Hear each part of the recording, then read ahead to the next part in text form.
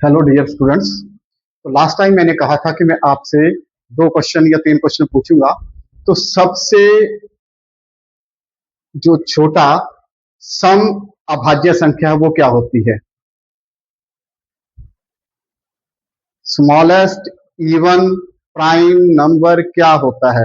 वो 2 होता है। सबसे छोटा प्राइम और कंपोजिट नंबर, जिसको हम भाज्य और अभाज्य संख्या कहते हैं, सबसे छोटी क्या होती है? अलग अलग होती है। सबसे छोटी प्राइम क्या होती है? 2। और सबसे छोटी कंपोजिट जो होती है वो दैट इज 4। क्या 1 प्राइम है या कंपोजिट है? Then 1 is neither prime nor composite. ये चीज आपने ध्यान रखनी है। ये क्वेश्चन अक्सर पेपर में पूछे जाते हैं। प्राइम को कहते हैं अभाज्य और कंपोजिट को कहते हैं भाज्य। तो आज हम नए टॉपिक के स्टार्ट करने जा रहे हैं। फैक्टर्स, गुणनखंड। ऐसा नंबर जो डिवाइड हो जाए पूरे का पूरा किसी दूसरे नंबर से, एग्जैक्टली जो डिवाइड हो, पूरी तरह से जो डिवाइड हो जाए। मान लो हमारे पास 12 के गुणनखंड बनाने हैं, फैक्टर्स ऑफ 12। देन 12 1 से भी हो जाता है, 12 2 से भी डिवाइड हो जाता है, 12 3 से भी हो जाता है, 12 4 से भी हो जाता है, 12 6 से होता है, 5 से नहीं होता है, 12 6 से होता है, 12 से हो जाता है। तो 1 2 3 4 5 6, मतलब 1 2 3 4 6 और 12 ऐसे नंबर हैं जिनसे वो एग्जैक्टली डिवाइड हो जाता है, पूरी तरह से भाग हो जाता है। ये क्या हो गए? 1 2 3 4 6 और 12, ये फैक्टर्स हो गए 12 के। अब दूसरा आता है मल्टीपल्स, गुणज कहते हैं इनको हिंदी में। ऐसा नंबर जो किसी नंबर से मल्टीप्लाई होके आए। अब मान लो हमसे पूछा जाए कि मल्टीपल्स ऑफ 12 क्या हैं, या गुणज 12 के क्या हैं?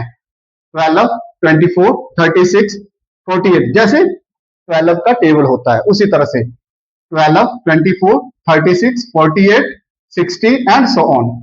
अब डिविजिबिलिटी रूल्स क्या होते हैं? डिविजिबिलिटी होते हैं विभाज्यता के नियम, हिंदी में विभाज्यता के नियम कहते हैं इसको। तो दो जो है इवन नंबर, अगर लास्ट में हमारे पास लास्ट डिजिट नंबर इवन, जैसे 942 लिखा हुआ है, 942 लिखा हुआ है, तो 2 इसमें क्या आ गया? इवन आ गया। 948 8 इसमें क्या आ गया? सम संख्या आ गई। 946 6 क्या आ गई? सम संख्या। जब लास्ट में सम संख्या हो तो वो 2 से डिवाइड हो जाता है।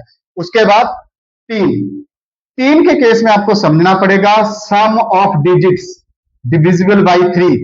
मतलब अगर आपसे पूछा जाए क्वेश्चन कि 3 से डिवाइड होने वाले, तब आपने 9 6 3 और 0 का प्रयोग करना है। ये कोई एग्जाम्पल दिया हुआ है तो इनको ऐड करना है।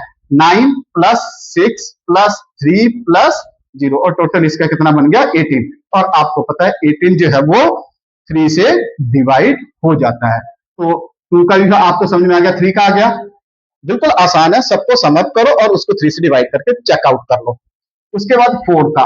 4 के केस में क्या करना है? सिर्फ अंतिम जो 2 अंक हैं, आपको जो लास्ट 2 डिजिट्स हैं उनको डिवाइड करके देखना है।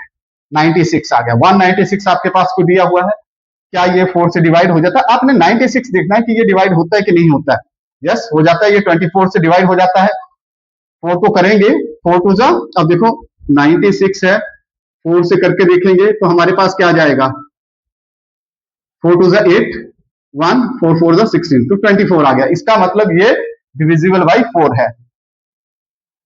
10048, अब इसमें 48 देखना है, तो 48 4 से करेंगे तो कितना आ जाएगा?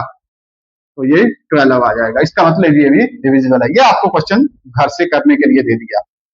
उसके बाद 5, लास्ट डिजिट क्या है? 0 और 5 हो तो वो 5 से डिवाइड हो जाएगा, चाहे 55 हो, चाहे 50 हो, चाहे 555 हो, कुछ भी हो दिया हुआ, तो वो किससे? 5 से डिवाइड हो जाएंगे। ये तो बिल्कुल आसान है, या सबको आता ही है लगभग।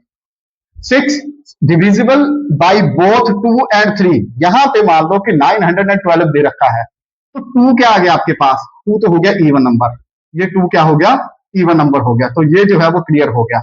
लेकिन 3 के लिए नियम क्या बोलता है? 3 का बोलता है सम ऑफ द डिजिट्स, क्योंकि 2 इंटू 3 क्या हो गया?